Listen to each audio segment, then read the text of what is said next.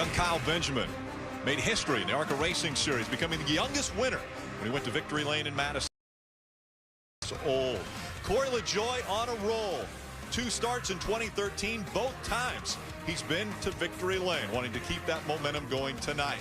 And a guy who is really on a roll, Frank Kimmel, 79 times he's won in the ARCA Racing Series, and 9 times he's been the champion. He wants to continue those numbers tonight at Iowa Speedway. On the road to a championship, the ARCA Racing Series presented by Menards banged it out at Berlin Raceway, where Eric Jones drummed. Brennan Poole rose out of the dust to capture the flag after the wild finale at Illinois State Fairgrounds. In dominating fashion, the youngest ARCA Series winner, Kyle Benjamin, made his mark at Madison. And Schrader would survive the green-white checkered at DuQuoin to take his 2nd win of the season. Now, hearts will beat faster when the green flag flies in the American heartland. Short track mentality with Don't miss the ARCA Racing Series Insanity from Iowa, who will propel themselves to victory in the Prairie Meadows 150. A gorgeous evening in the Midwest under the lights for the ARCA Racing Series as they take on Iowa Speedway in the Prairie Meadows 150. Hello, everyone. Rick Allen and Phil Parsons back with you. Corey LaJoie has to be one of our top stories. 2 starts in the 2013 season and twice to Victory Lane. Yeah, he's batting 1,000. He started off at Chicagoland just a couple months ago back in July and got to Victory Lane there in that Rulo Brothers number 17 Ford. And then he backs it up. He goes to Pocono for the 2.5-mile oval. He gets to Victory Lane there, also with the Rulo Brothers Ford. And I'll tell you, this racetrack here in Iowa is a little bit more in his wheelhouse. He won here in 2012 in the K&N Series, 2nd in the points last year in that series. But he comes to Iowa, a short track veteran here at this racetrack. Look for him to maybe make it 3 in a row. Has a lot of momentum. Corey LaJoie looking for. Before the drivers climbed into their cars, Ray Dunlap caught up with Kyle. Well, it's been an interesting last couple of weeks in the ARCA Racing Series presented by Menards. On Labor Day, Ken Schrader became the oldest winner in the series, and this young man, Kyle Benjamin, became the youngest. What did it feel to get that first big win of your career? It's a big deal to me because we all year we've been working so hard, and it finally came together. It seems like we've had fast cars every time we've hit the track, and it starts having a line, but finally it just seems like everything went together for Madison, and all the guys, and I'm really proud of my crew chief and everybody that was involved. Congratulations. It's been a great season for Kyle Benjamin, and we want to hear from one of the veterans in the series, standing by with Hermie Sadler. Well, thank you, Ray. Frank Kimmel, obviously career leader as far as championships in the ARCA Series, tied for the lead with 79 career victories. Could number 80 come tonight? Well, if Rich and Jared made the right adjustments on this thing, it's not been real good today. We really had a lot of trouble getting up off the turns, so I don't know what we got. Didn't qualify. You know, it's nighttime now, so hopefully the track come to us a little bit and we can go race these kids. Well, Frank Kimmel is trying to rewrite the record book in the ARCA Series, hopes to add another chapter to that tonight here at Iowa. Rick? And Hermie, he is tied currently with Iggy Katona at 79 wins, the most of all time in this series. Yeah, the neat thing is that Frank Kimmel's dad, Bill, raced a lot against Iggy Katona, so Frank saw a lot of those wins by Iggy Katona. What an amazing mark that will be when he achieves that. And Frank Kimmel also going for his 10th series championship, has a 300-point lead. We go trackside.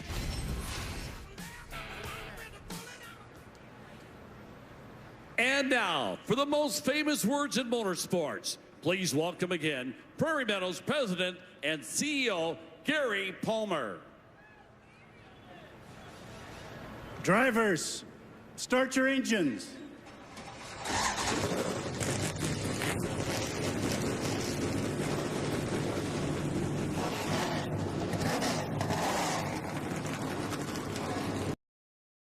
We heard from Kyle Benjamin and Frank Kimmel.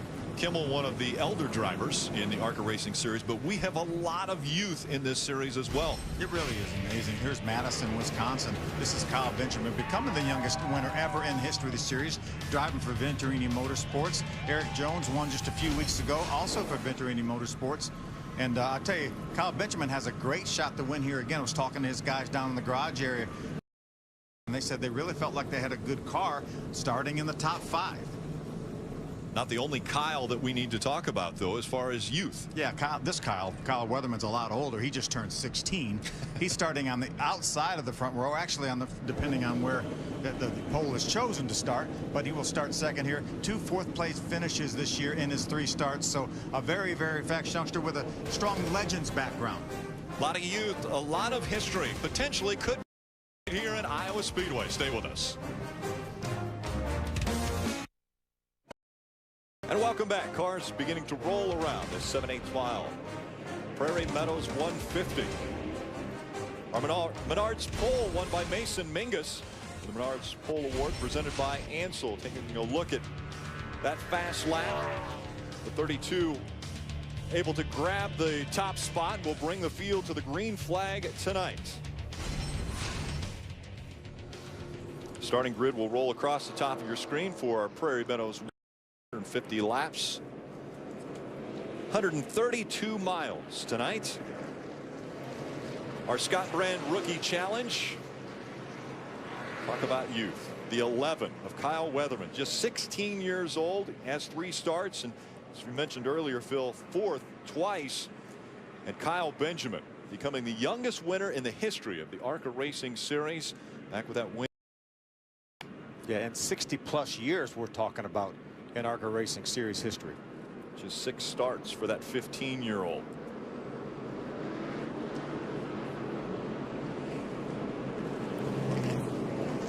Point standings in the Scott Brand Rookie Challenge. Justin Boston has just a minuscule lead over Mason Mingus. 2 points the difference between those two. Mason Mitchell still within striking distance, 50 back. Along with a few different cars tonight, one of those being the 23 of Spencer Gallagher. He's a 23-year-old out of Las Vegas, Nevada.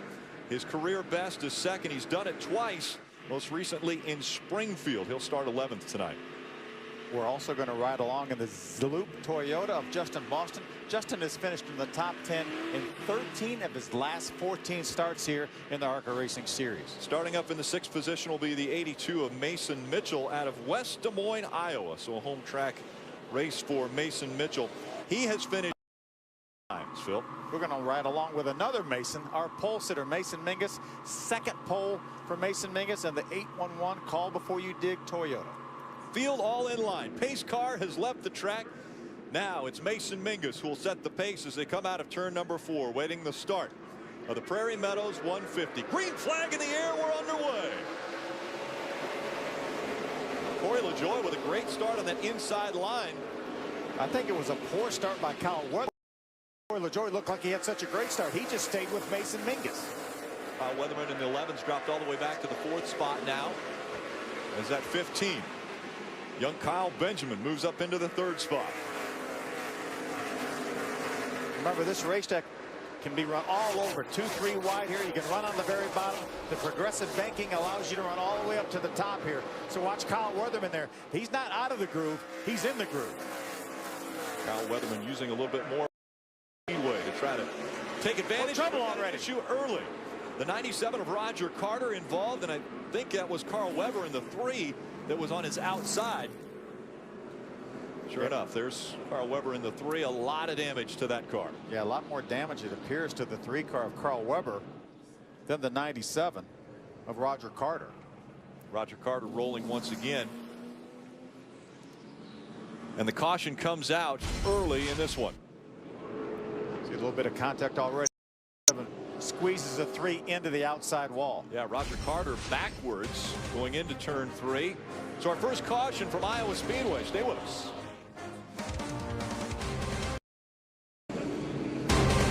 Welcome back to Iowa Speedway. An early caution has slowed the pace. You see the Menards running order at the top of the screen. Menards a proud partner of the ARCA Racing Series on Fox Sports 2. You can save big money on all your home improvement needs at Menards. Menards also big sponsor of Frank Kimmel for many, many years. Also sponsor of Matt Crafton, who's leading the Camping World Truck Series points by virtue of 14 top 10 finishes in a row to start the season. Carl Weber on pit road, the crew working on that car early going into turn number 3. The 97 of Roger Carter turned around and into the 3, into the wall. Some cosmetic damage to the left side of that 97. Yeah, the 3 of Carl Weber definitely got the worst of that. You see he has some of the RCR Fast Pro Shop guys to pit the car, but unfortunately it's probably going to be a short night. Flagman letting the drivers know one more time around before we'll see the green flag. Let's go back to pit road. Ray Dunlap. You know, Rick, it was back in May of 1994 when Frank Kimmel got his first ever win. That was at the Toledo Speedway, and I was there for that event. And you talked about all the championships he's won. Well, I want to look at the championships that he hasn't won from 2008 forward. Look at the names on the list of drivers that have held up that trophy at the end of the season. Of course, Justin Allgaier going to make his way to the Sprint Cup Series next year. Lofton, also Dillon, those guys are winners in Camping World Trucks. Chris Busch are currently running in the Nationwide Series and has a great chance over at Roush Fenway Racing. So lots of great drivers using the ARCA Racing Series presented by Menards as a stepping stone. You win the championship here and you've got a chance to move on, unless you're Frank Kimmel and you've got a great home right here in ARCA. He definitely has made this his home. 79 wins and closing in on his 10th Series championship. Pace car back off the racetrack. Field back in the hands of Mason Mingus. Green flag back in the air. They do single file restarts in the ARCA Racing Series, with the exception of the lap down cars can start on the inside, and an early battle for the lead. Corey LaJoie looking at the inside, trying to take the top spot away from Mason Mingus. Yeah, what a great start by Corey LaJoie. He jumped inside Mason Mingus as they drove down into turn number 1. See Mason Mingus up in the middle of the racetrack, though, gets the advantage off of 4. Corey LaJoie drops back into the second spot.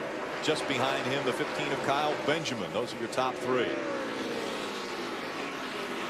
See Kyle Weatherman continuing to run in the middle of the racetrack there. He's searching for a little bit of grip. These guys will move all over this racetrack, searching for some more grip. How hard is this racetrack on tires? Is Kyle Weatherman running a better line, maybe saving the tires for later? I was talking to some of the crew chiefs in the garage here and said this is a pretty tough tire here. This is the Pocono tire here for the ARCA Racing Series. Some of the guys said, hey, we may only change right side tires on a pit stop.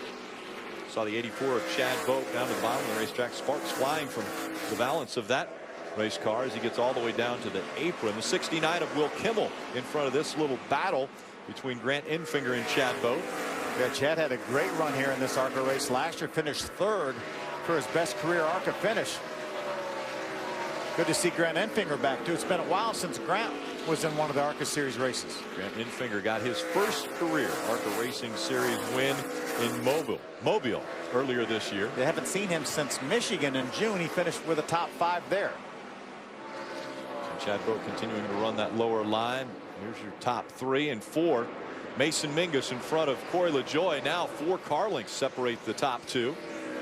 Yeah, Mason Mingus right now has a real good race car. He was only 9th fastest in practice, but looks pretty stout right now. Chad Boat able to get by Will Kimmel.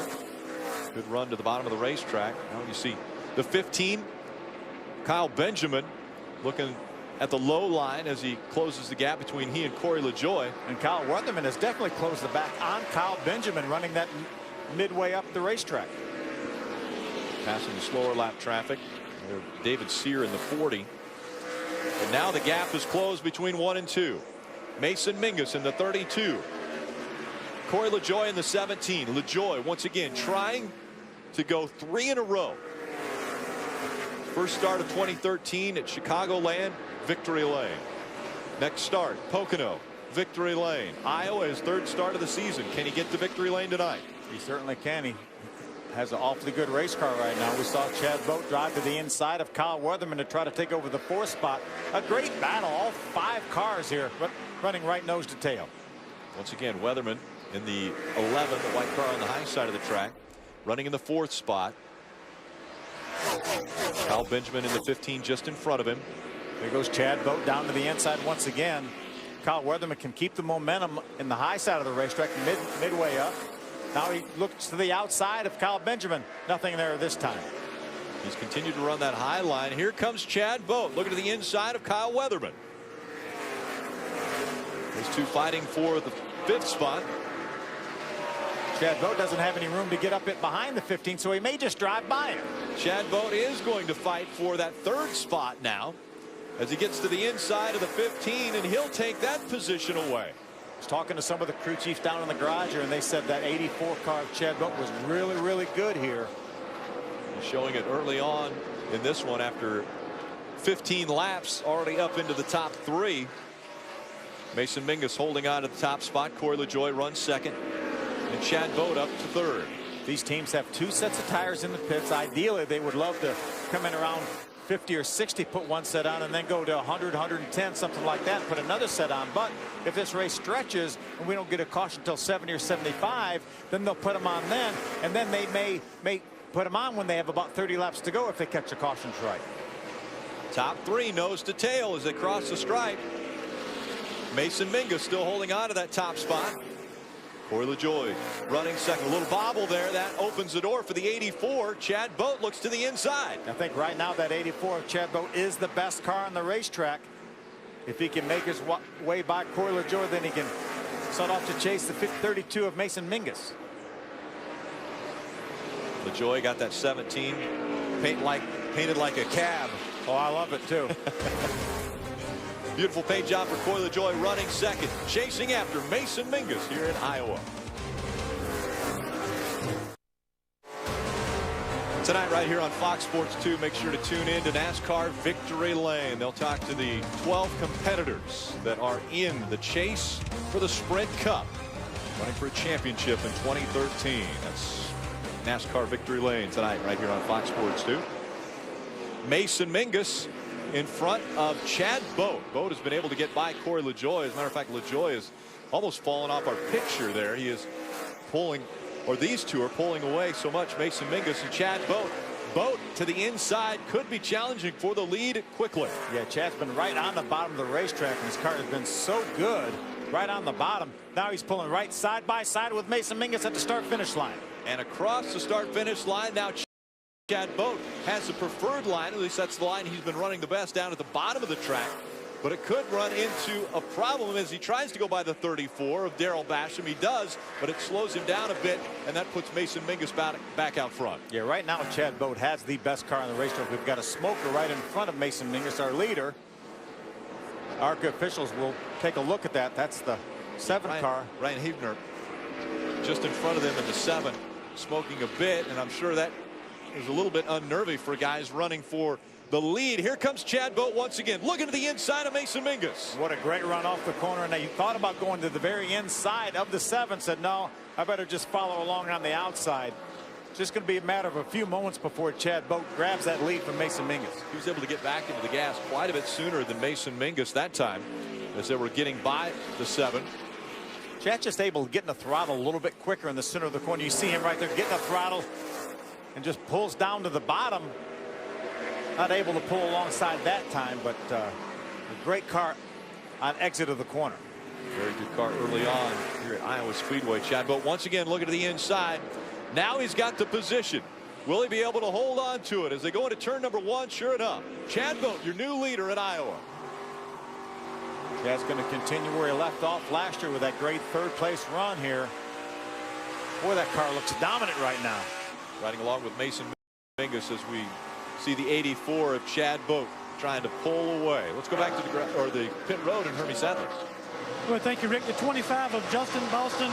What a great story it's been so far this year. Just recently took over the point lead for the Rookie of the Year battle here in the ARCA Series. But I talked to him prior to the race tonight. His worst fears are coming true. A very, very loose race car. He qualified in that, dropped back to 13th, loose all the way around. He's looking very forward to getting this 25 car on pit road and trying to get some grip in the back of this race car, Rick. I'm sure a lot of drivers right now are looking for that first opportunity to make it onto pit road, to get some adjustments made. Chad Boat might not be one of them, though. Yeah, I think right now we'd love to see this thing go green.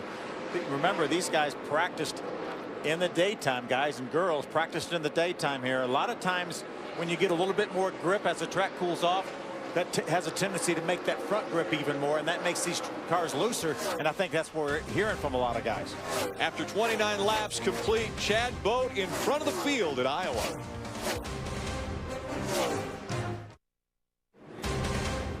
And the caution has come out for the 2nd time. Bobby Gerhardt gets turned around. Prairie Meadows 150. So a caution has come out. We have a special guest up here in the booth, Justin Lofton, the 2009 ARCA champ, joining us. Take a look at why we're under this caution. The 5 of Bobby Gerhardt just got loose back in, came around on him. Yeah, that was the 84 of Chad Boat going around Bobby at the time. You see him just down on the bottom of the racetrack. Maybe he got the left sides down on the apron of the racetrack. Lost control of the back of that car. Tough racetrack to get your hands on, isn't it, Justin? Yeah, definitely. As it changes from day to night and the track picks up front grip, it definitely will get the better of you like that, especially down in 3 and 4. We heard a lot of the guys complaining about being loose, and that's what we were talking about. As the track cools off, it gains more grip, and we concentrate so hard on getting these front ends down. That's what sees the grip first. That tends to make these cars a little bit loose. Yeah, definitely. And I know a lot of guys were working on front end grip during the heat of the day in practice, and some of the guys might have just overshot it a little bit. A little bit too aggressive, potentially on the setups. Not so with Chad Boat. Chad Boat has really got a car that everyone is looking at as far as they know they're going to have to get by him to get up front. Pit road is open, and Chad Boat stays on the racetrack. Our top 3 stays on the racetrack. Kyle Benjamin leads the rest of the group down. Kyle Benjamin, Will Kimmel also making his way onto pit road. Quite a few cars taking the opportunity to come onto pit road, Hermie. Yeah, the 69 of Will Kimmel qualified 4th, gave up the 5th position to come down pit road. A little bit of a free on entry situation, tight on exit. They're going to put 2 right side tires on and try to tighten him up on entry. Ray? For Kyle Benjamin, Hermie, this was a pretty easy call. When you're running 4th, you do just whatever the opposite is of the leaders. So whenever the leaders stayed on the racetrack, they came in. They're going to make some adjustments for him. He said he'd been working with his cooling fans to try to make his chassis better, but he's real tight on entry for the number 15. The 44 of Frank Kimmel also on pit road. Mason Mitchell in the 82 also was on pit road, and he won the race off of pit road out of those 3 cars. Wednesday, coaches Ronda Rousey and Misha Tate square off. She's going to pay for every smile she smirks today. It becomes a war by proxy in a shocking battle. The Ultimate Fighter, all new, Wednesday at 10 Eastern on Fox Sports 1. Iowa Speedway coverage continues tomorrow on Fox Sports 1 with the trucks qualifying at 12:30. The setup at 1:30. Fan Appreciation 200 at 2. Let's see if we can talk to our leader, Chad Boat. Hey, Chad, Phil Parsons up in the Fox Sports 2 booth. You got a copy? Yeah, I got you, Phil. Chad, it looks like you have an awesome rocket ship there with that 84 car. Why did Dan decide to leave you out on the racetrack? Well, being only a 150 lap race, we think we can do it in one stop. So we're just going to kind of go with that strategy. We got a good car. Just got to keep on cooking off some laps and race here at the end. All right, buddy. Got a restart coming. Have a good one. So Chad Boat worked his way from 7th all the way up to the top spot, able to get by Mason Mingus, also staying on the track, and Corey LaJoie. Top 3 stayed out there. Kyle Weatherman will be running in the 4th position. Josh Williams rounding out our top 5. Free pass went to Will Gallagher in the 6th car, so we'll be back on the lead lap. The lap down cars on the inside line, lead lap cars on the outside line as they work their way through 3 and 4. Chad Boat will probably look like he was shot out of a cannon when he comes out of turn number 4. Green flag back in the air. A clean racetrack in front of him. Yeah, good start by Mason Mitchell as well. He peeks to the inside, but Corey LaJoie jumps to the outside and is driving around both of them. Chad Boat slowed through 1 and 2. That allows Corey LaJoie to get by both. Chad may have had a little buildup on his tires. Looked like he was a little bit tentative through 1 and 2. Yeah, definitely. That was a pretty impressive move by Corey LaJoie there, and even the 11 car on the outside picking up 2 positions off of that. Kyle Weatherman battling for that 2nd spot now. On the inside is Chad Boat back up to speed. Well, Kyle Weatherman continues to run the high line there. He started that from the very drop of the green flag, and it's working for him. 2 by 2 back here. You see Kyle Benjamin in the 15 on the inside. 22 of Austin Wayne Self on the outside. Spencer Gallagher in the 23, currently running 9th. See Frank Kimmel, the 44, drives on the inside of Spencer Gallagher. Remember, Frank was on pit road for 4 tires. LaJoy, Weatherman, Boat, Mingus, and Josh Williams, your top 5. Now those tires are going to start paying off for some of these guys that came to pit road. Looks like maybe it takes a few laps for Chad Boat's car to really come in, because we saw how good he was prior to the caution flag. Looks like now that the thing's coming around a little bit. Yeah, definitely. As fast as that car was when he was running before the pit, before the caution, it was, I mean, he's definitely going to work his way back up there. And it's really interesting to see that the guys that put tires on are taking so long to get to the rest of the field. You would have thought with those fresh tires, they would have tried to take advantage of it early, but the guys who stayed on the racetrack are pulling away from those guys that went on to pit road. Justin, we were talking about it earlier. This is a very hard tire here, comparatively speaking. This is the Pocono tire for these guys, a tire that runs 200 miles an hour. So they felt like these tires were good. And we heard Chad say that Dan decided making this on one stop before the opportunity to put tires on. Yeah, definitely. And this is, you know, good to see for the crew chiefs for later on in the race to see exactly when to pit and if new tires are going to be the advantage, or if it's going to pay off to pit a little bit sooner when they hit that bubble and you know, ride it out for the rest of the race. Frank Kimmel, top 10, running in the 9th spot, has a 290-point lead in the points championship race. Josh Williams got a little bit loose right in front of Will Kimmel. Frank Kimmel and Will Kimmel running side by side. Frank, uncle to Will Kimmel. Frank put 4 tires on in that pit stop. We saw Will just put right side tires on that 69 car. What's Frank Kimmel saying, Ray? Well, Phil, just what you started to talk about, the advantage of having those 4 tires gives you lots of options on this next pit stop. They believe that when Corey LaJoy and Chad Boat and the others come to pit road, that they're all going to be wanting 4 tires. This means that Menard's race team could go with 2 or just throw fuel in it and get some good track position. So they think pitting early may have been the right way to go. Hermie? Well, Ray, the nanny of Grant Enfinger continues to get a little bit better with his balance on the racetrack. Early tonight, he fought a tight condition on entry, which then, when he put too much wheel in the front, made him loose on exit. But they feel like the longer they run, this car comes around, and Grant Enfinger is really solid right now inside the top 10. Grant Enfinger up to 6th. Corey LaJoy now has a challenging Chad Boat just behind him in the 84. Yeah, Chad's car gets faster and faster, or it just doesn't fall off like somebody. The tires got cooled off a little bit. Corey LaJoy just jumped out there, drove around him on the outside. But after we run a few laps, Chad Boat's car really starts coming in.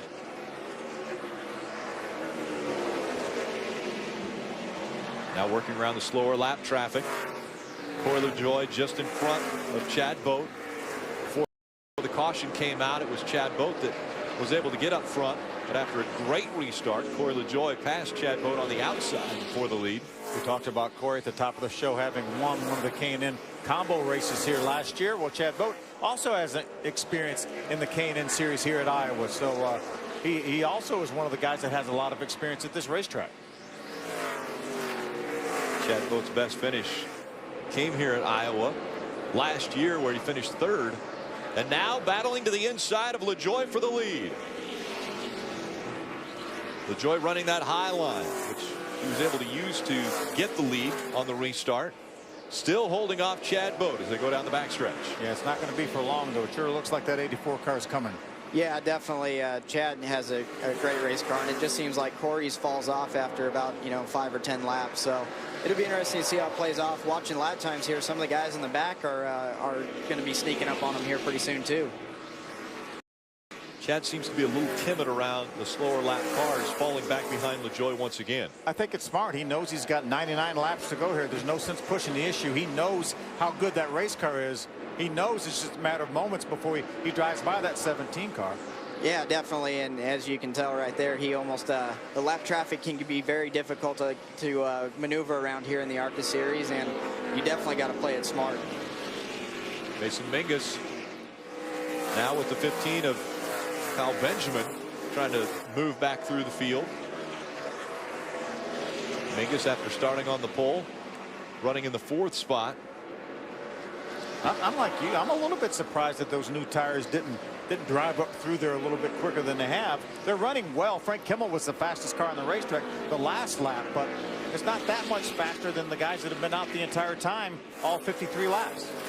Yeah, and definitely like racing has gone in the last, I'd say year or so. Track position has become everything, and it's really paying off here, having, showing that being up front and being the guy, leading the field is the right position to be in, even if you're on older tires. Kyle Benjamin all over the back bumper now of that 32 of Mason Mingus. Those two fighting for the 4th spot. Corey LaJoie out in front of Chad Boat, has about a half a second lead over the 84. This was the way the 17 got out front. We ride along with the 32 of Mason Mingus. LaJoie passed to the high side. Welcome back to Iowa Speedway. Battle for the lead. Your Ansel running order across the top of the screen. Ansel Protective Products, proud to be a partner of the ARCA Racing Series here on Fox Sports 2. Chad Boat to the inside of Corey LaJoie.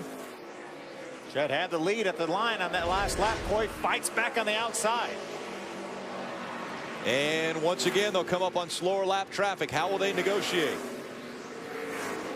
Corey LaJoie able to get back out in front of Chad Boat as they cross the stripe.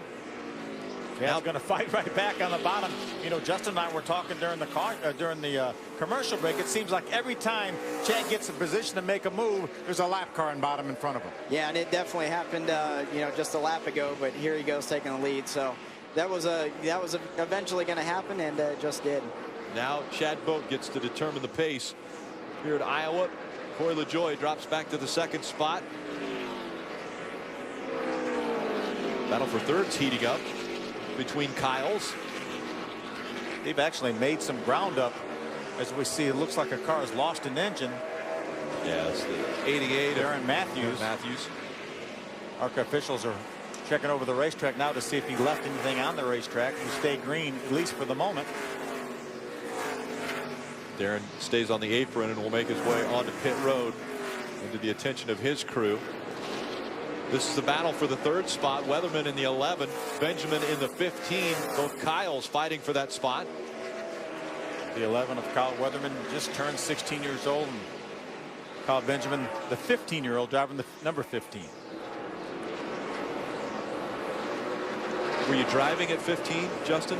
I mean, even a car? I was actually probably spent more time on a tractor than I actually did driving a car. But my big thing back then was racing mountain bikes, and it was another 2 years before I actually got behind the wheel of a race car. So it's pretty impressive to watch these kids right now.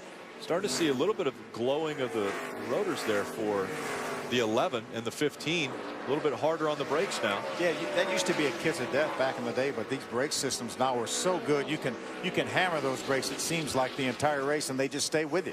Yeah, definitely. And I know in the Camping World Truck side of things that you actually want to see a little bit of that rotor glow, just because that gets them up to operating temperature, and they actually will work better, a majority of the time. Battle for the position. Benjamin on the inside, holding off Weatherly. Kyle Weatherman there loses that spot to Kyle Benjamin. While they're doing that, though, these guys have chased down our 2 leaders a little bit. Fastest lap on the racetrack that last time was that 15 of Kyle Benjamin. Out in front, Chad Boat, and it's Corey LaJoie in the 17. Kyle Benjamin in the 15. Kyle Weatherman just behind him in 4th. A good long green flag run now, which has paid off for Chad Boat, as he's been able to put a 2nd between himself and Corey LaJoie. It looked like once Chad Boat got the lead that he would be able to drive away, and he has, as you mentioned, opened up a 2nd right now over Corey LaJoie, who has his hands full with Kyle Benjamin. The ad man on the hood of the 15 of Kyle Benjamin, driving for Venturini Motorsports. Became the youngest winner in the history of the ARCA Racing Series, 2 races back at Madison.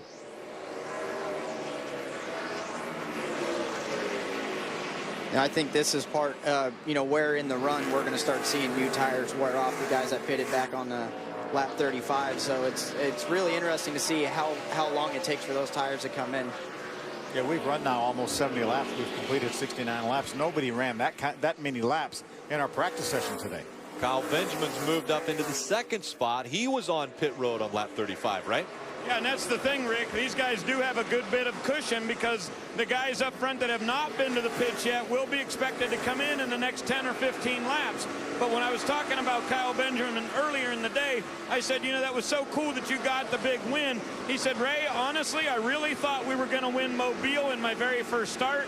I ended up finishing second that day. We thought we could win, and also at Winchester. So he said there were a number of opportunities to get to victory lane this year. He said, obviously, we had a great time getting that win at Madison, but he thought they could have won a couple other races already this year.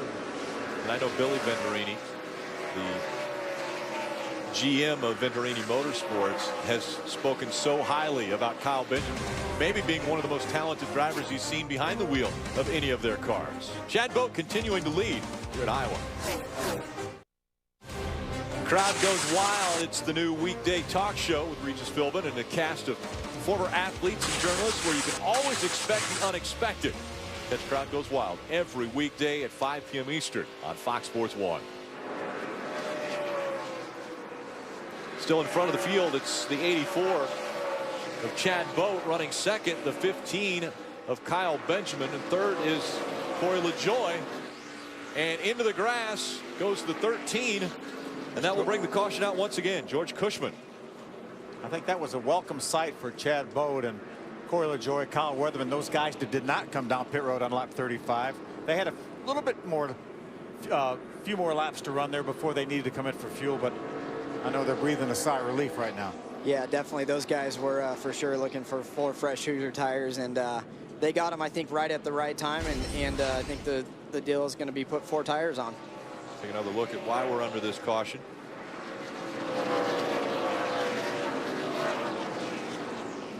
George Cushman just see will get a little bit loose out of 4. That's one thing about this racetrack. You can get loose way off on exit on a corner. You think you're almost on the straightaway at that point where George Cushman ended up losing it. Yeah, definitely. With the progressive banking, the closer you get to the wall, the freer your car will get. So it can happen anywhere to you. Looks like he scraped the wall at some point during the race. A little right side damage to that 13. Safety crew 2, George Cushman. So we're under caution once again. It's the 3rd of the night. And on the lead lap, we had 13 cars. So that has been the blistering pace that Chad Boat has been able to put on the field. 25 of Justin Boston had gone down a lap, but he should be the free pass recipient. Get him back on the lead lap. Remember, we talked about 13 of his last 14 starts with top 10 finishes. I believe he's got a right rear tire issue there. That's not the way it's supposed to run. So, Justin, would you call that a vibration? Just a slight one.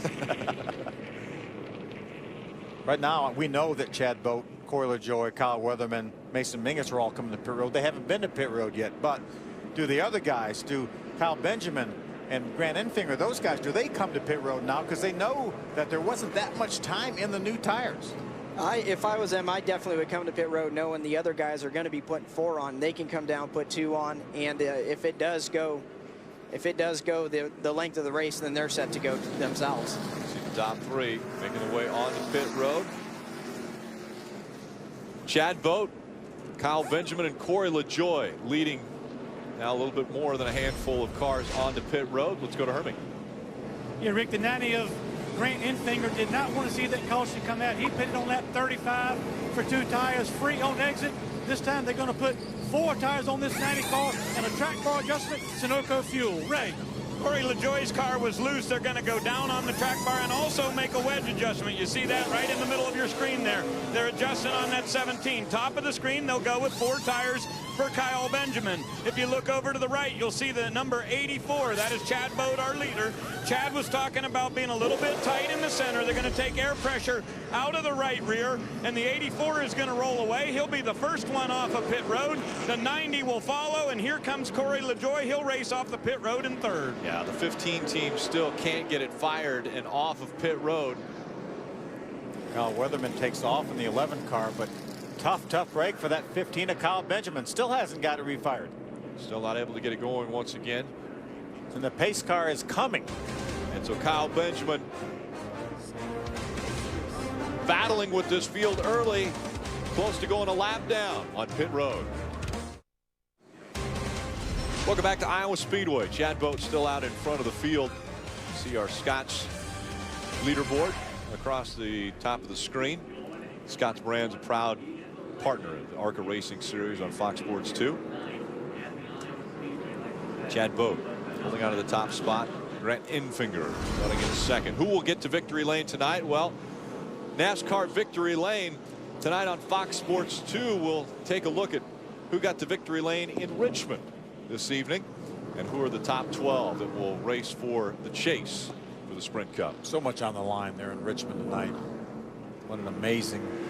Had 10 drivers fighting for the 5 final spots. They'll have them all on victory lane.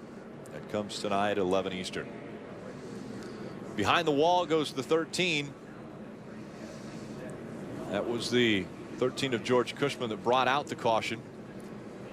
When we went away to break, the 15, driven by Kyle Benjamin, had problems on pit road, was able to get it fired before the pace car got beside him, and so he stays on the lead lap.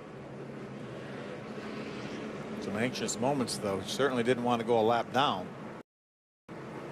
with the pace that Chad Bode's been setting. Mason Mingus scored in the 4th position. So it's Chad Bode, Grant Enfinger, Corey LaJoie, Mason Mingus, and Frank Kimmel has made his way up into the top 5. Kimmel a 290-point advantage in the championship hunt.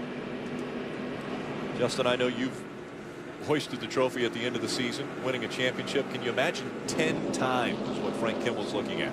That's you would never get tired of it, I can tell you that, especially after you know how tough a race season is, and to be able to have that kind of point lead. I think with 3 races to go is you know, definitely a sign of relief for Frank for sure.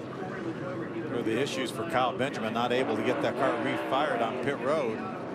Ray, what went on with that 15? Well, they've been just saying on the radio, Phil, to be real calm and patient. They got a good enough race car. Don't tear it up on your way to the front. You've got time to get there. We're only halfway in the race.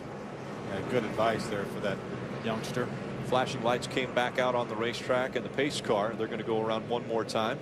You know, Justin, the battle that you and Parker Quickerman had in this ARCA Racing Series was one of the best battles, I believe, that I've ever seen, because you guys had a lot of respect for each other. You guys won a ton of races that year, and it was really something special. Came down to the last lap at Rockingham. Yeah, it was definitely a very fun year, and one I don't think either one of us will forget.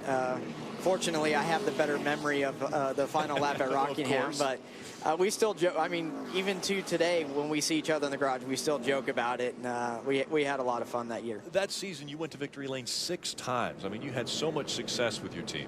Yeah, we had a great crew, and Eddie Sharp, as an owner, gave us everything we needed, and my crew chief, Mark Rett, is actually down there on the 32 tonight, and I've been helping those guys out, and you know, really happy to see them, you know, the success they've been having.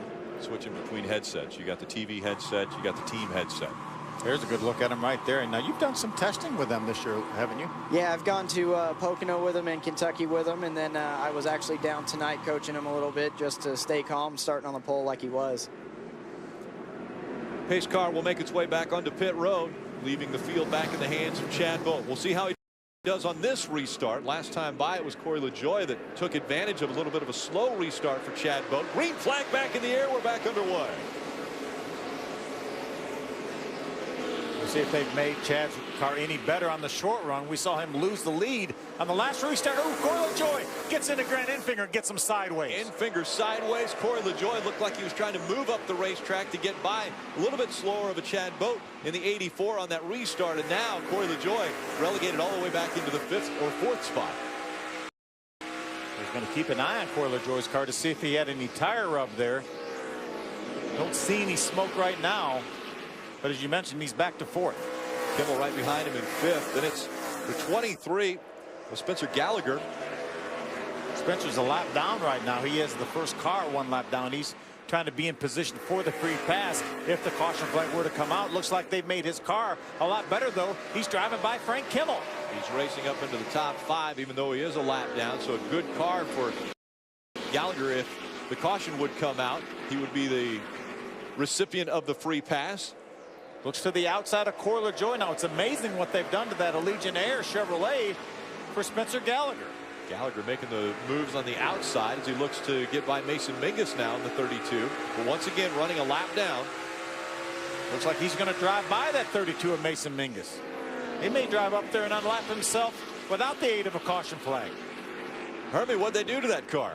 Well, they turned this guy on as we see a battle up front right here on the racetrack, but the 23 of Spencer Gallagher has been free all night. They came in last time, track bar adjustment and wedge and air pressure. You're right, 23 is a lap down, but one of the fastest cars on the track. Grant Enfinger takes the lead away from Chad Boat. Enfinger in front of the field at Iowa.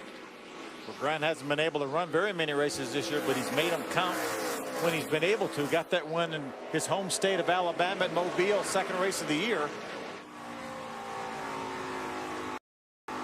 Gallagher still running that high line and making it work for him as he got by Mason Mingus. Looked like Mason got a little bit loose down on the bottom of the racetrack. Had to ease out of the throttle there for a second. That opened up the high side of the racetrack. That wasn't your coaching, was it, Justin? That was not my coaching.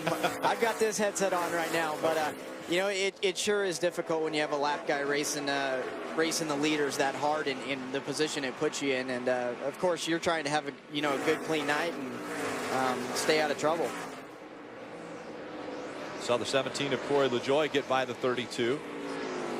So Corey LaJoie making his way back up through the field. The right side of your screen, that's the restart. You see Corey's going to make a little bit of contact. Lost the front end there a little bit. Made a little contact with Grant. Had to check back up. There's that contact right there from the 32 of Mason Mingus. Lost the spot to Mason Mingus, but now has raced his way back in front of the 32. Now sets his sights on the 23 of Spencer Gallagher. Remember, 1 lap down, running in the 15th position. Enfinger now has about a 4/10 of a second lead over Chad Boat, running 2nd. LaJoie in 3rd. LaJoie still trying to get by Gallagher, who is a lap down. There's the gap between 1 and 2. Grant Enfinger looking for win number 2 in the ARCA Racing Series.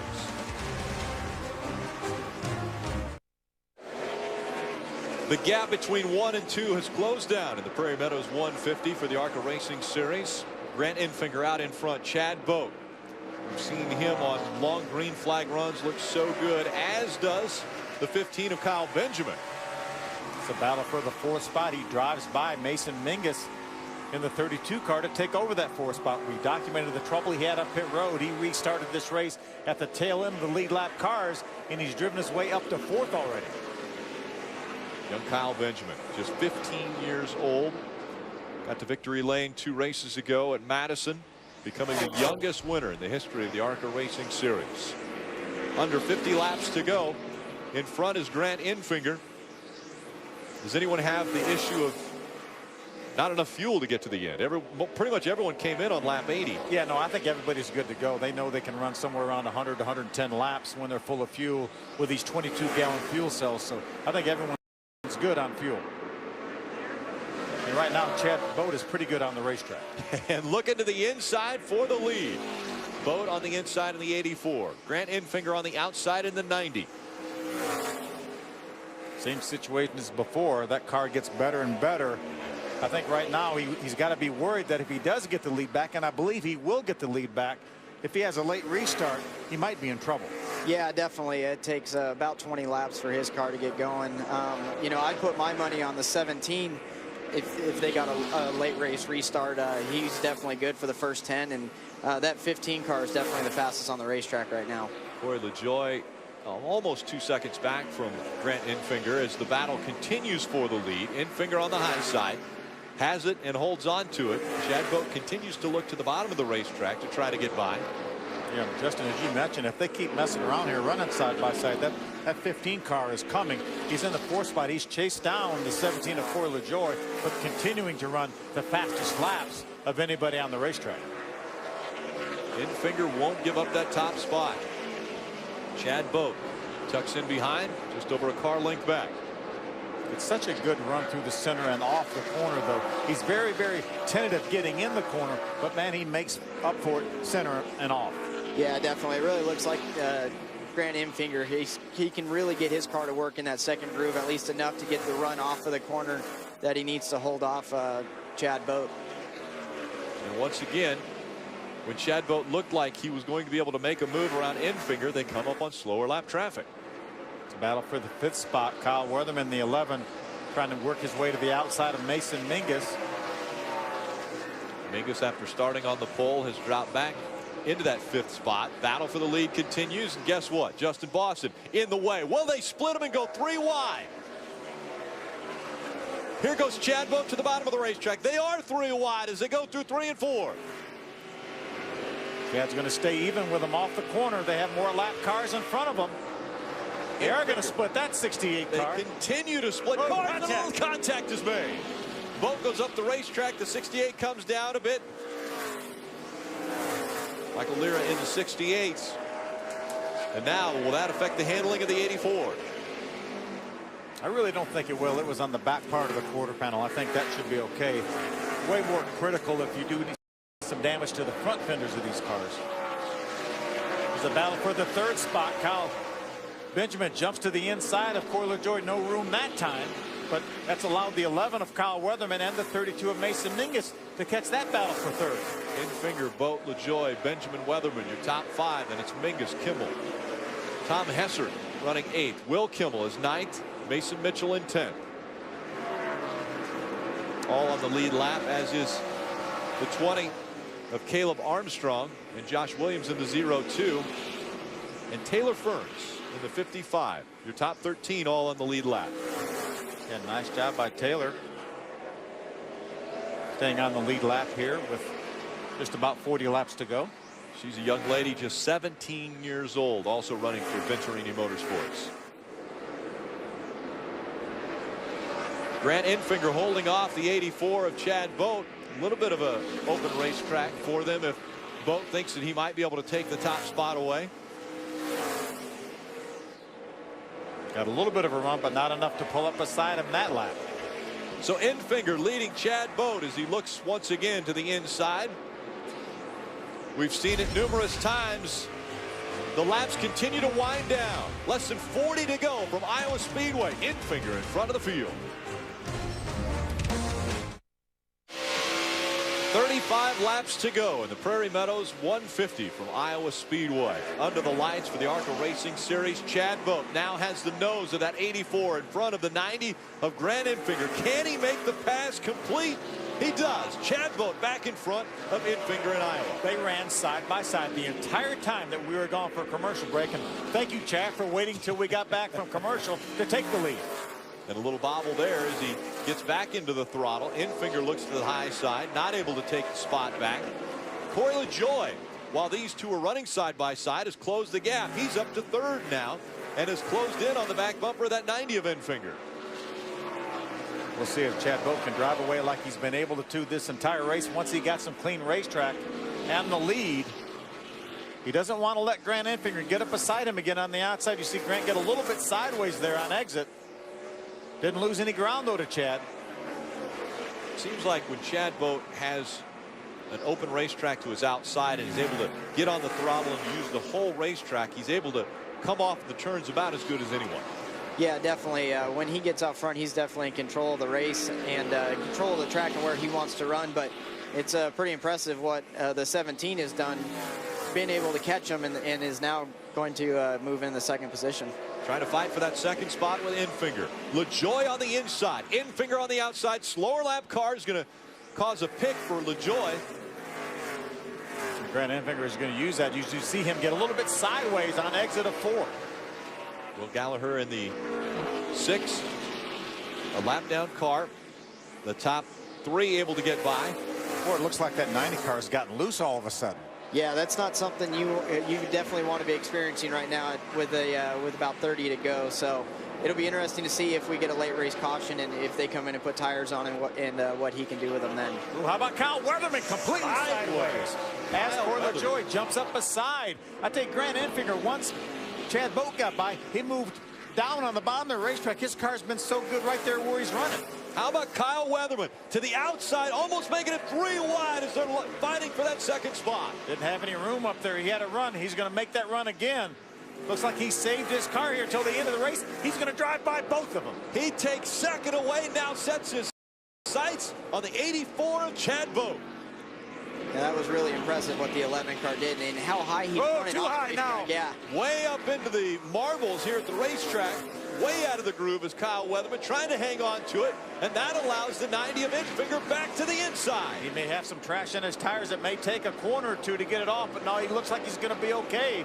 I'm telling you, that 11 car is coming. 29 laps, now 28 to go for Chad Boat. You know, it almost looks like they said, okay, Kyle, there's 30 laps to go. Go after him.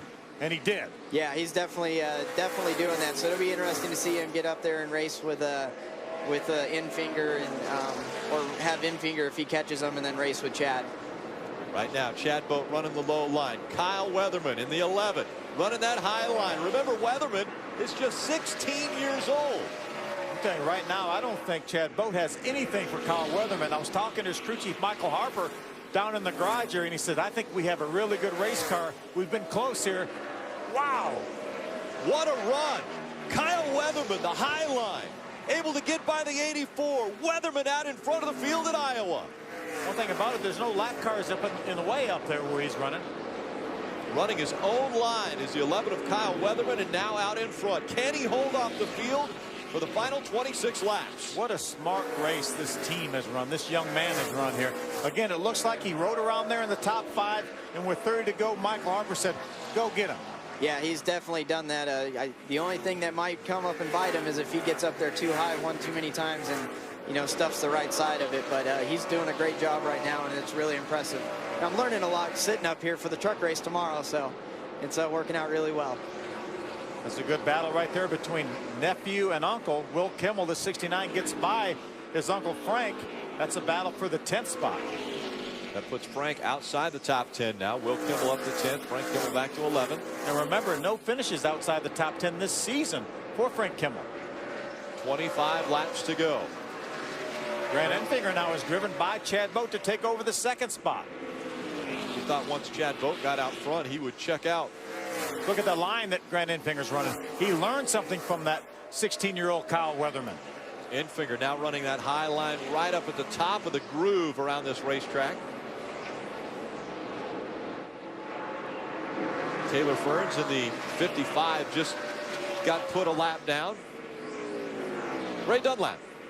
Andy Hillenberg is up on the roof spotting for Kyle Weatherman. He said, look, buddy, all you need now is nice, smooth laps, and you don't need any heroics. Let's have a really good run here. And Kyle Weatherman came back on the radio and said, who's leading this race? Andy said, well, you are. He said, I wasn't sure. He said, I thought I'd better ask him, make sure. I might have to pinch myself, guys.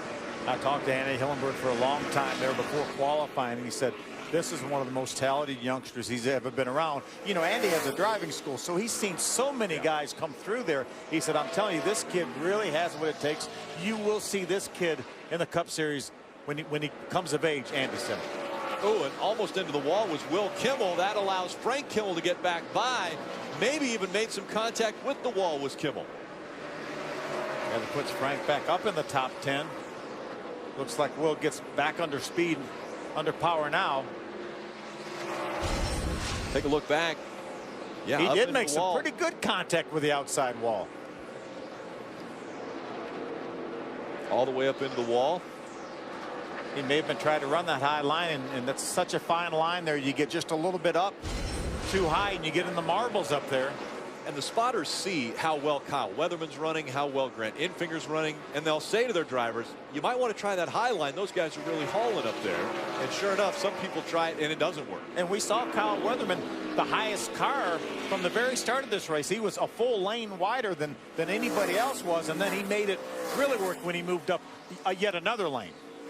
And now, after learning from the 11 of Weatherman, we're seeing the 90 of Infinger running that same line and closing the gap once again. 0.8 of a second separate the two, 19 laps to go. I'm telling you right now, Grant Infinger's running laps faster than he has in the last 30 or 40 laps once he moved up the racetrack and found that grip up there.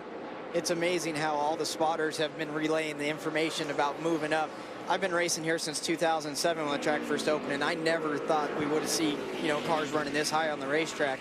And it's really cool to see, and it's going to be interesting in tomorrow's race too. But it's going to turn out to be a really good battle here at the end for to see who's going to win this race. 0.7 of a second now separate Weatherman and Infinger.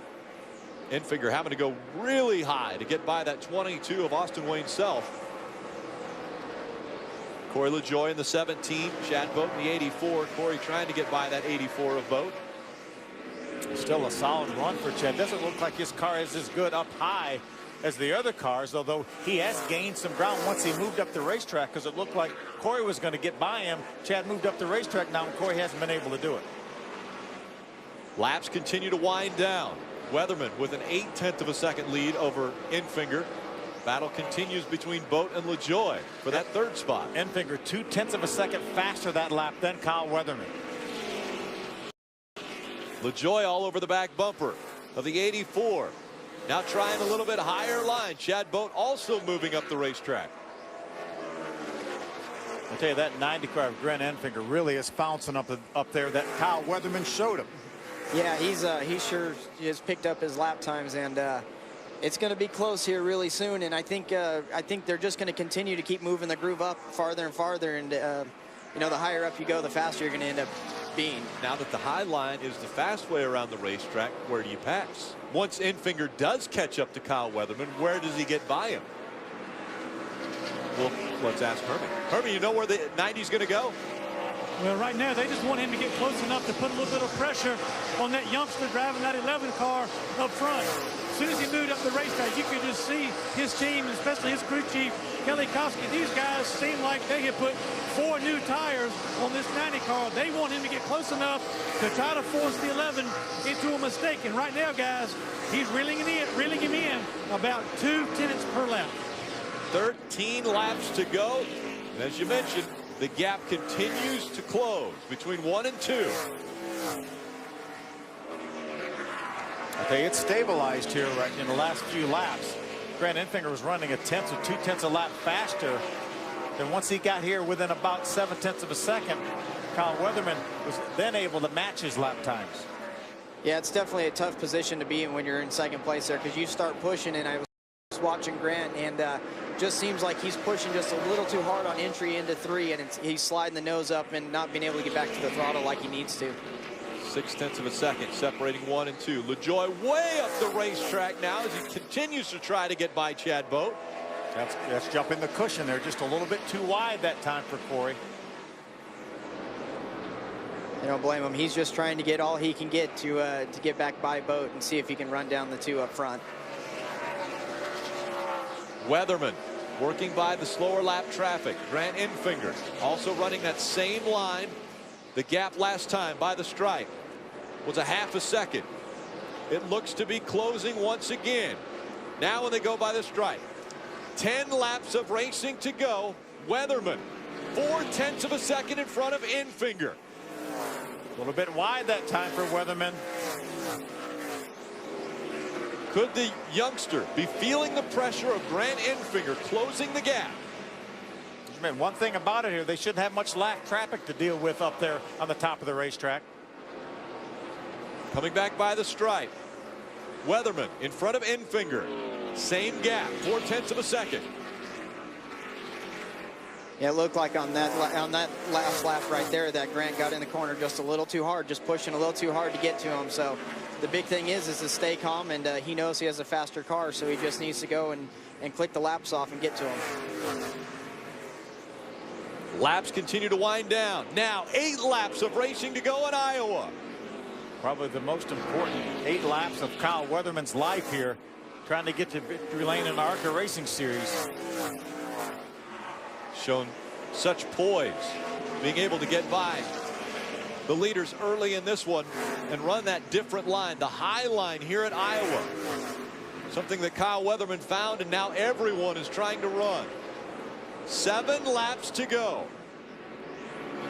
Well, I'm like you. It almost looks like Grant needs to back the corner up a little bit, ease off the throttle a little bit earlier, and try to get in the throttle a little bit sooner in the center of the corner. Yeah, he's definitely trying to slide job it a little bit, entering just a little bit lower, maybe 1 car lower than Kyle, and driving harder. Kyle's too high. He's Kyle Weatherman way up the racetrack. There's the opportunity that Grant Enfinger needed. He's able to go by. 6 laps to go. Kyle Weatherman just got a little bit too wide here. It's going to be really hard to him. He's going to fight back here, though. Kyle Weatherman realizes he went just a bit too hard. Got up out of the groove, and now we'll try to reel back in Grant Enfinger, but the laps continue to wind down. Only 5 to go when they get to the stripe. Grant Enfinger with so much experience here. We don't look for him to make a mistake. He was overdriving the car a little bit, it seemed like, trying to catch Kyle Weatherman, but when Kyle got too high, slid up the racetrack. Now with Grant, Kyle into the wall. Kyle Weatherman high once again, tagged the wall with the right rear quarter panel. Yeah, I think minimal damage, though, but that's going to cost him enough ground that I'm not sure he's going to be able to catch that 90 of Grant Enfinger. 4 to go. Enfinger out front. Has almost a second lead over Kyle Weatherman. Weatherman trying so hard to catch back up to Enfinger. Tags the wall. Running second. Chad Boat holding on to third. LaJoy fourth. Kyle Benjamin up to fifth. Ooh, close call there for Kyle Weatherman. The 20 of Caleb Armstrong moved up the racetrack almost into that 11th. Inside of 3 laps remain. Enfinger got his first win in the ARCA Racing Series. The start of the 2013 season in Mobile, Alabama. Now looking for win number 2. Coming out of turn number 4. 2 laps of racing to go. Weatherman trying to close the gap once again. One last charge to try to get his first win. You got another lead lap car right there. The last car in the lead lap, the 69 of Will Kimmel. He's running that high line as well. Will Kimmel, will he become a block and allow the 11 of Weatherman to close the gap? Coming out of turn 4. White flag in the air. One more time around.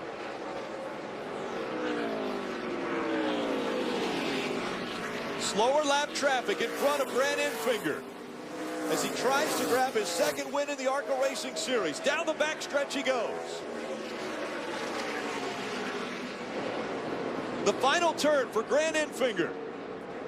Kyle Weatherman closing the gap. Trying hard through turn 4, but Enfinger will win at Iowa. Amazing job by Grant Enfinger there. He just capitalized on one mistake that Kyle Weatherman made, but nonetheless, what a great run for that 16-year-old Kyle Weatherman. Yeah, definitely a great run for him. I mean, he was the one that showed basically the entire field out here the fast way around Iowa. So congratulations to him on a second-place run, but congratulations to Grant Enfinger for, staying calm and taking advantage of the mistake that the rookie made. We thought it was perfect that he waited till 30 laps to go to run that line and drive by those guys. Maybe it went too soon because he showed Grant Enfinger that line. Could have been a little bit early. Grant Enfinger, though, I'm sure we'll say thank you at the end of this race as he has grabbed his second career win in his 50th start in the ARCA Racing Series. Hermie Sadler. Well, Rick, here's the happy crew chief, Kelly Kowski. What a team effort. Your pit crew got some spots on pit road, and your driver, what a whale of a job he did on the racetrack. Congratulations. I tell you what, Grant Enfinger is a superb driver. We got a lot of volunteer help here. We got a good crew tonight. We got from Kyle Busch Motorsports. They did an awesome job. Got us track position. We made some good calls tonight, and Grant Enfinger is the man. Let's go to victory lane. Grant Enfinger is your winner in Iowa. And the celebration begins.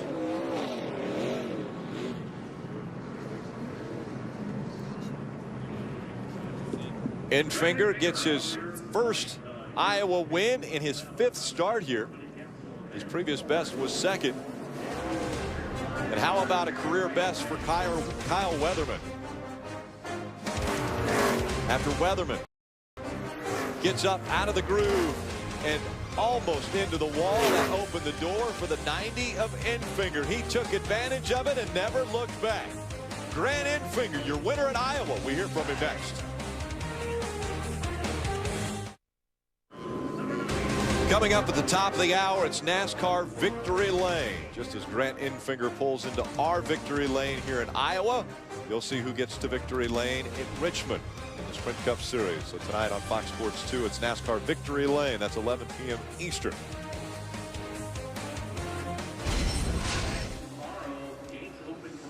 A little dejected, Kyle Weatherman has climbed out of his car and takes a couple sips of Gatorade, and Ray Dunlap's caught up with him. Now, Kyle Weatherman jumps out of his. You said you really wore out from that race, huh? Oh, yeah. I gave it all I got. I really did. Grant did a good job. I'd like to congratulate him on the win, and I'd like to thank everybody on the car, United Nissan, Lone Star Legends, all of them. You know, without them, I really wouldn't be here. And, you know, I'd like to thank my mom, my dad, my sister, and my 2 friends for coming out. It's definitely a lot of fun, and I'm glad they're all here for me. Kyle, I heard Andy say to you, Andy Hillenberg, your spotter, said, you know, you got that top line and Grant figured it out. Did you go up high too early? I guess I went up like 5 laps too early, I guess. He finally got me there at the end. Car got a little tight, but, you know, he did what he had to do to win the race, and he did it. So, you know, the only thing that this is going to do is make us work harder. And we'll be back here next week for Salem, so see him there. All right, fantastic job. He had a couple of 4th places coming in. Kyle Weatherman gets a 2nd tonight at Iowa, but now let's go to the Pizza Ranch Victory Lane. Grant Enfinger in Victory Lane at Iowa, and I want to first talk about you reeling that 11 car back down. Seems like he got by you. You learned something from the line. He was running, jumped to the high side, and it was on after that point. Yeah, absolutely. So I appreciate Kyle Weatherman. He actually taught me something when he got around and making that 3-wide move. So I hate he slipped up a little bit. I was going to try to pass him on our own, but couldn't believe the outside line worked like that. Just so happy for K-Site Motor Hunting. Our new partners, Advanced Auto Parts, AutoZone, American Hammered, Worth, everybody that's been a part of this. It's just unbelievable. So this is, I guess, race number 6, and we got a couple of them. So we got a couple more to go. And your race to victory actually started on pit road. Your guys nailed a 4-tire stop to drive you from 5th or 6th all the way up to 2nd for that restart. They did a great job, man. They did a good job the first time too, so they did an excellent job that second time. We got out second. We made a little contact there after that restart, but I was surprised I got by Chad Boat. He had a really fast car at the beginning of the race, but we were able to get around him, and then we got past like we were standing still on the outside, so we moved up. Kelly Kowski told me to do that, but just so happy for Howard Bixman, Paula Bixman, everybody that lets us do this. It's definitely exciting. Grant Enfinger, Victory Lane at Iowa. Makes certainly big smiles on everybody on the team. And the high line obviously comes in, and it becomes the fast line around Iowa Speedway tonight in the ARCA Racing Series. Do you learn something from this? Justin, you're going to be driving in the Camping World Truck Series tomorrow afternoon. Yeah, definitely was able to learn something tonight. Hopefully tomorrow when the sun's out, we'll see if it changes too much, but it's definitely going to be an option for me tomorrow that we're going to try in our number 6 JD Heskel truck. I think it was going to be difficult for Grant to get by Kyle. Had he not slipped up, got a little bit too wide. We heard Kyle say his car got a little tight. He slid up just enough to get it up in that loose stuff. I mean, he was up high, but that was a little bit too high and allowed Grant to get by him. So Grant Enfinger takes advantage of the 16-year-old slip up, and Enfinger back in Victory Lane in the ARCA Racing Series.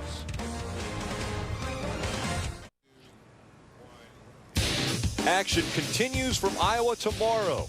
Fox Sports 1 has all of the Truck Series action with qualifying at 12:30, the setup at 1:30, and the Fan Appreciation 200 at 2 o'clock. An afternoon race for the Truck Series, and under the lights for the ARCA Racing Series. An impressive run for Grant Enfinger. Yeah, equally impressive run for Kyle Weatherman. Got just a little bit too high there. He showed the feel that top line would work. And man did it. And Grant Enfinger, when he jumped up there, he started catching Kyle Weatherman.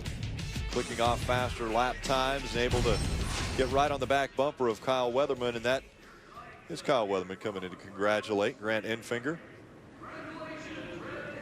And Grant, I'm sure right now is saying, thanks, by the way, for showing me that line.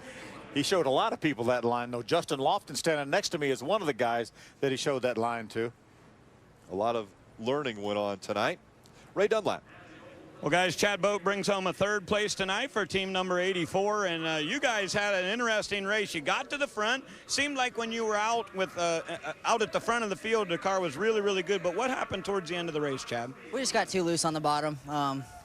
I kind of made my bed down there, and I stayed down there as long as I could, and then once I got back to 3rd, I had to do something. So luckily we were able to hold off Corey, run 3rd. Can't thank Billy Boat Performance Exhaust, my family, my mom, my sisters, Brooke, Emily, Trisha, Joe Gibbs Racing Engines, Toyota, and Men's Zone, a gym out in Phoenix. Everyone's got to go check it out. But I can't thank everyone enough. It's only our 3rd race together. Dan Durienhoff, CJ, Benny, everyone's just done a great job. And then the guys that helped me at night, Steve, Donnie, and a bunch of other guys, Mig, all those guys, a lot of people pitched in to get this car where it is. Talk to me about the battle when you and the 90 were side by side. You guys had some really good racing out there tonight. Yeah, we did. I think the good thing about it was Grant and I raced each other clean. I don't think we ever touched. I don't know what the 68 was thinking when he turned left down the straightaway. They had to go have a little conversation with him because he tore up our car and he's 5 laps down. So we'll take it. We'll go to Kentucky, and I think we'll have a good shot winning there. All right, Chad Boat with a good effort tonight. Now let's hear from the guy who finished 4th. He's standing by with Hermie. Well, he's Corey LaJoie. He finished 4th. I know you're a little bit disappointed after you've won your first couple of starts, but talk about the racetrack and how it changed from the beginning of the race to the end. Well, the track was green there, obviously, in the beginning of the race. All of our Hoosier rubber picked up that Goodyear rubber from the trucks, and the bottom was really the place to be. And I was just kind of minding my own business there, and the bottom of the 11 passed me like I was tied to a stump. So I was like, oh, maybe there's something to that. But we unloaded terrible, and really made the guys work really hard to get this Medallion Financial Ford drivable at least, and just never could find a really good balance with the thing. And we led some laps, got the sponsors some TV time, and just want to thank everybody for helping me get here. It's always a good time when you can get here and play with these boys. That's Corey LaJoie. He comes on with another top 5 after winning the next 2. Talk about the racetrack and how much it changed during the course of the night. Fought the balance on the 17 here tonight at Iowa. And Corey LaJoie, having coming into this race, winning his previous 2 starts, had high expectations. He thought that this was going to be win number 3 for 2013. Yeah, and again, with home field advantage almost, because he has a lot of experience at this racetrack where he had really no experience at their other 2 racetracks, Chicago and Pocono, where he won. But I tell you just can't take anything away from Grant Enfinger and Kyle Weatherman and Chad Boat as well, who finished in front of Corey LaJoie. They all had super runs. Ties a career best for Chad Boat. His career best came at Iowa the last time he raced here. So 2 third-place finishes for Chad Boat, both of them coming right here at Iowa. Grant Enfinger ties his career best. He's back in Victory Lane, this time in the Pizza Ranch Victory Lane in Iowa. From the crew that brings you America's #1 pregame show, it's Fox Football Daily, featuring the best interviews, insights, and analysis in the game. Fox Football Daily every weeknight at 6 p.m. Eastern on Fox Sports 1. Under the lights, the celebration continues for Grant Enfinger. The hat dance continues, having to take a picture in almost every sponsor's hat as he continues to keep that smile on his face in Victory Lane. Let's go back into the garage and Hermie Sadler. Well, thank you, Rick. Mason Mitchell comes home 6th place tonight. Kind of quiet night for you guys, all things considered. How about your race car tonight, and what were you missing to have a chance to race with those guys up in the front? We're just fighting loose, beginning the run and the majority of the race there. We really weren't that good until we moved up, and we got a lot of speed and a lot of grip up top. And I never knew you could run that high up here because being from here and racing here a lot, I never experienced running. I mean, we were pretty much against the wall almost. And we just ran right up there, and we were passing cars standing still, and I think we're the fastest car out there. So it's unfortunate we kind of got behind the 8-ball a little bit at the beginning of the run. So just got to thank Happy Cheeks and everybody at Empire Racing for letting me do this. What do you think made the difference tonight? Because the high line working that well seemed to surprise a lot of drivers that we've talked to after the race. What was the difference tonight as opposed to previous races here? I'm not sure. Maybe it might have been just the heat, just being too slick to run the bottom. But I couldn't tell you really. I thought once we got up there, it was just going to go straight to the wall. But it was a lot of grip, and it was pretty fun. Just I wish we had some more laps and more tires. Well, this racetrack is 3/4 of a mile, Ray, and a lot of these drivers were using every inch of it. Yeah, and Kyle Benjamin comes home with a 5th place run tonight in his 7th start here in the ARCA Racing Series. And I know you stalled the car on pit road, but how hard were you driving that thing to try to get back through the field? First of all, we stalled the car on pit road, and it would have been fine, but the car, after it stalled, it wouldn't turn back on. Everything just went blank, and if we would have gotten it going again, we still would have came out fine. But I was driving really hard. We made the mistake of tightening the car up too much on that pit stop, and I wish we'd left it alone because once I got back to the front, it just got too tight and I couldn't do anything. I also wish we could have figured out the high line a little bit sooner, but I'm really happy to have learned what I learned, and proud of all my guys. Tell me about this learning experience in this series. I mean, you went to Mobile in your first start, finished 2nd. You get the big win. I know it's been a fantastic year, but you're still seeing some of these racetracks for the very first time. Yeah, it's really cool to come here. I haven't been on a track this big, and it's cool to run these speeds. And I learned a lot about aero stuff and things I need to learn to take me up to the next level. So, again, real proud of my crew chief. Made it a little bit too tight right there. I wish we could have finished a little bit better, but it's all right. All right, top 5 for Kyle Benjamin, and the learning process continues. And you have to remember, he's 15 years old. It's amazing.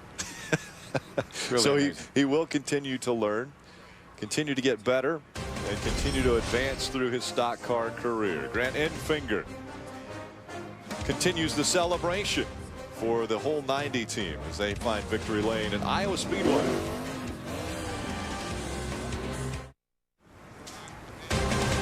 Things really heating up in Richmond. NASCAR Victory Lane will sort it all out. Who gets into the chase for the Sprint Cup? That happens tonight right here on Fox Sports 2 at the top of the hour, 11 p.m. Eastern. I told you that the celebration continues. It might go all night for Grant Enfinger. The smile still on his face. Point leader in the ARCA Racing Series, though, is standing by with Hermie. Well, I got Frank Kimmel-Rick. He is the points leader and looking for win number 80 tonight. It didn't come. You told us before the race that you guys struggled a little bit in practice, and some of that carried over to the race tonight. What did you guys work on, and what were you missing during the race tonight? Well, we just kept bouncing around it, and we'd get it too tight in the middle. And the first run wasn't too bad. We gained a couple spots, few spots there, and then I don't know. It just seemed like we tightened it up a little bit. Then it got too tight in the middle, and then we freed it back up, and it got too free. And Rich and Jared and all the guys worked so hard on making the car handle, and we just didn't get it tonight. And we battled along there and got another 10th place finish. So it wasn't too bad a points day, but not what we wanted. It was a handful tonight. The one thing that a lot of drivers are very surprised is the line, how it moved way up the racetrack for the leaders at the end. But the problem is nobody can really have a good answer why that is tonight, as opposed to different races in the past here at this racetrack. Well, they changed the tires. This is the same tire we run at Pocono, so maybe it's a little hard for here or whatever, which I don't care. I mean, I think that's fine that everybody has to deal with it. But yeah, I mean, I started running up to the top, and actually I ended up there a couple times I didn't mean to, and so we worked on it from there. But it seemed like it was better up there, but it was such a fine line for my car. If I hit it right, it was pretty decent. If I didn't, it was hanging on. Well, Frank Kimmel's a good sport to come out and talk to us tonight. Not the night he wanted, but 3 wins already this season. Rick? Thanks, Hermie. Look at our unofficial results. Grant Enfinger grabbing his 2nd win in his Ford. Kyle Weatherman, a career best finish for that young man, finishing in the 2nd spot, tying a career best. Chad Bowden 3rd. Yeah, Corey LaJoie backs up those 2 wins with a 4th place finish. And Kyle Benjamin had trouble on pit road on his last pit stop, but fought back for a 5th place finish. Justin, your coaching got Mason Mingus all the way to 7th. Yeah, I didn't know. Too bad I wasn't down there to help him out just a little bit sooner and caught the high line a little bit earlier than he did. Taylor Ferns with a solid finish in 13th here for the young lady. Austin Williams self in 15th. Justin Boston in 16th. Bobby Gerhardt having issues. He finished in the 20th spot tonight. Looking at the next 10. James Harvey Hilton, the 79-year-old, calling this his last year in the ARCA Racing Series, coming home in 24th. Yeah, he's done so much for this sport here. He started his Cup career back in 1966. Well, Justin, I know that you wanted to be on the headset with the team and helping out Mason as far as his racing, but we appreciate you jumping up here and joining us for the broadcast. Now, good luck tomorrow in the truck race. Yeah, thank you guys. I really enjoyed being up here and seeing the behind the scenes, I guess, or what everyone else gets to see on TV. So, and I learned a lot, and we'll see if it pays off tomorrow for us. We'll give you a hint. The high side will work. Yeah, hopefully the Goodyear tires are the same as what the Hoosiers were tonight for us. It may come around, so you might want to keep that as an option here at Iowa Speedway. So thanks again, Justin Laughlin, for joining us up here. Grant Enfinger will continue to celebrate, and we'll stay right here until the top of the hour. Prairie Meadows 150 in the books.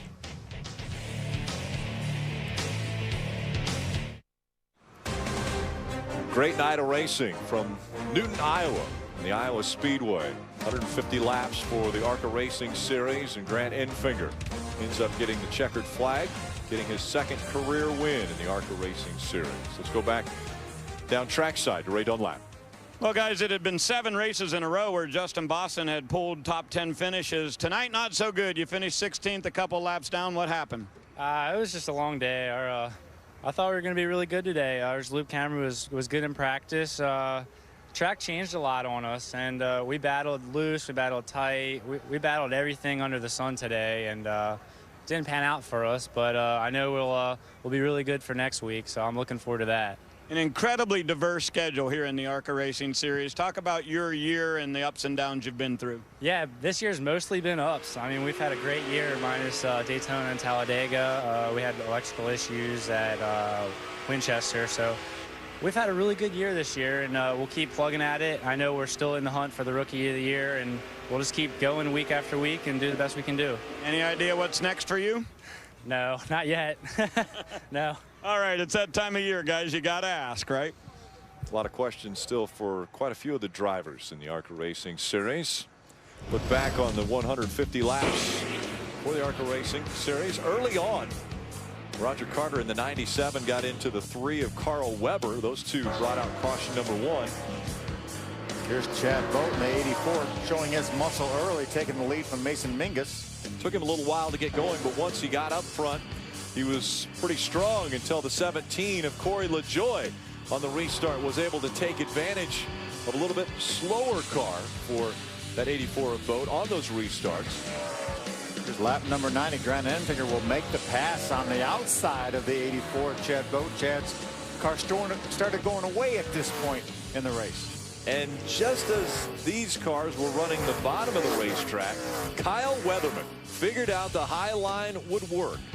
Lap 124, Weatherman goes by the 84. With about 30 laps to go, his crew chief turned him loose, and he jumped to the high side and just drove by these guys like they were tied up. Then on lap 145, Kyle Weatherman up into the loose marbles on the high side of this racetrack. That enabled the 90 of Grant Enfinger to take advantage and get by and get win number 2 for his career.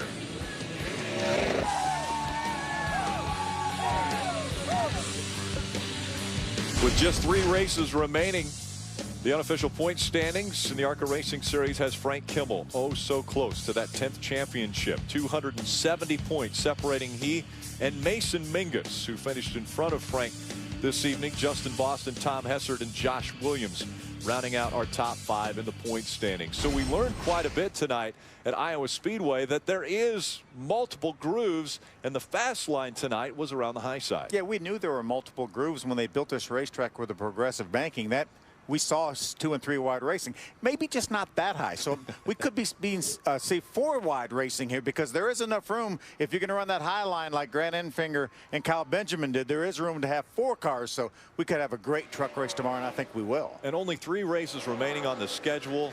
We know it's oh so close for Frank Kimmel to get that 80th win to potentially break the record that Iggy Katona set. Yeah, essentially you get 200 points for a win here, and he's 270 heads. So he has to lose an average of 90 points each race here for the remaining 3. So that's going to be hard for anybody to overcome. So it looks like Frank is well on his way to number 10.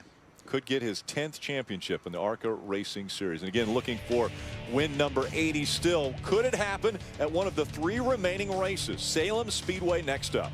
You got to remember, too, this is the 8th race of 10 in a row for these ARCA competitors here. So we've got Salem and Kentucky next week and the week after. That will be 10 races and 10 weeks for them. Then they get a week off, and then we go to Kansas for the finale. Catch their breath before the Kentucky and Kansas Speedway finishing up the season, the 2013 season once again. And so a big win for Grant Enfinger here in Iowa.